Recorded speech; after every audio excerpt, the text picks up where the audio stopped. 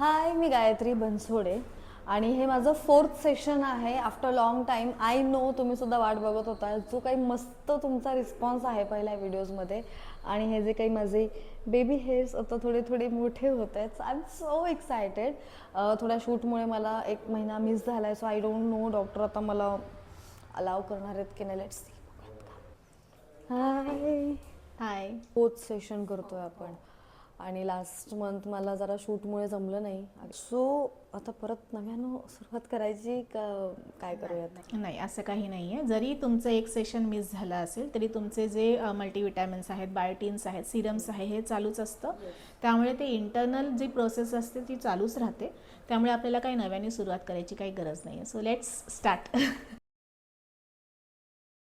बघून घेते आधी मी. मी अजिबात घाबरत नाही. नाही, हेअरफॉल नाही आहे तिचा. पहिले जेवढा होता ना तेवढा अजिबातच म्हणजे खरंच नाही आहे. बघ, खाली पण पडले नाही. तुम्ही दाखवा. खाली नाही, अजिबात केस नाही पडलेले. मी खेचते तरी नाही पडत आहे बघा. स्किन पण खरंच छान वाटते. मल्टीविटॅमिन घेणार, ऑफकोर्स बायोटिन्स इकडेच हेल्प करत आहे. आमचा हॅपी बॉल मॅडमच्या हातात आहे जो त्यांना हेल्प करतो. See, pain is gain. तुम्ही पेन सहन करताय 3 सेशन्सपासून, म्हणून ही आज ग्रोथ आहे. आणि आज छान हे बेबी हेअर्स बघा. हे बघा, इथे नव्हतं त्यांना, हे अजिबात नव्हतं. हे बघा, सहन करा थोडंसं.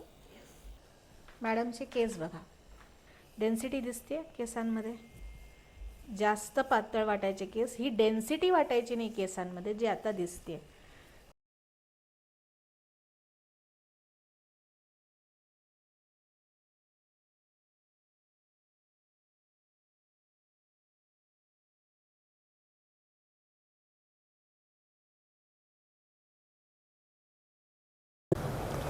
फायनली 4th सेशन झालेलं आहे आणि तुम्ही ग्रोथ बघितली आहे. आणि ज्यांना ज्यांना ही ट्रीटमेंट करायची आहे, अजिबात मी सांगते म्हणून करू नका. आमचे आधीचे व्हिडिओ बघा, त्याच्यात तुम्हाला दिसतंय काही त्याच्यात एक्स्ट्रा मी वेगळं काही करत नाही आहे मुद्दाम, कारण माझी ट्रीटमेंट चालू आहे त्यासाठी.